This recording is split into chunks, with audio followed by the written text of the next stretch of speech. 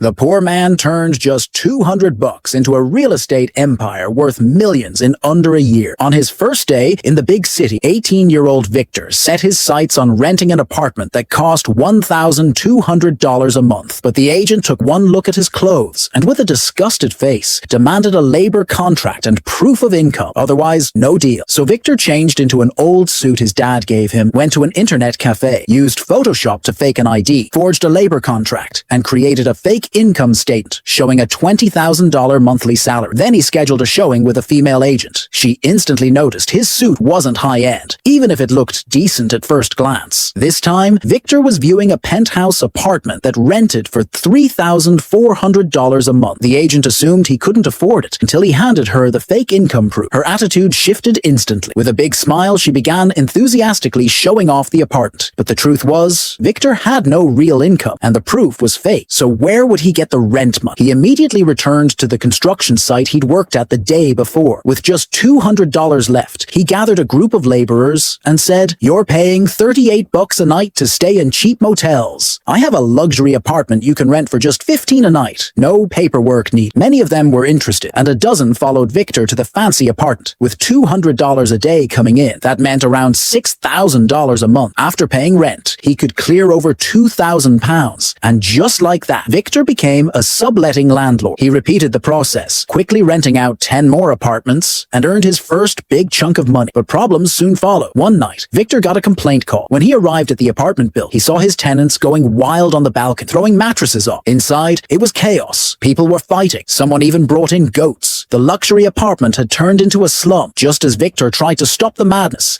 the agent showed up with the police. Realizing the situation had spiraled out of control, he bolted. While running, he crossed paths with Gary, his future business partner. Gary admired Victor's guts and business instincts. The two clicked instantly and found what they believed was the fastest route to becoming billionaires: real estate. It was practically a game of making money without money. They started by going to court auctions to buy foreclosed properties on the cheap, but competition was intense, and with almost no cash, they couldn't win a single bid. So next time, they paid off a security guard to send the other bidders to the wrong room. With just the two of them left, they easily scooped up properties and starting prices way below market value. After buying a few apartments, they saw a rundown building with 20 units up for auction. Total price, $350,000. It was way beyond their budget. Gary said they should walk away, but Victor just stood there, then calmly raised his hand and placed the winning bid. Later, Gary was furious, demanding to know how Victor planned to come up with that much money in just 15 days. But Victor stayed calm and said, "There's plenty of money in the banks. We just have to figure out how to get it."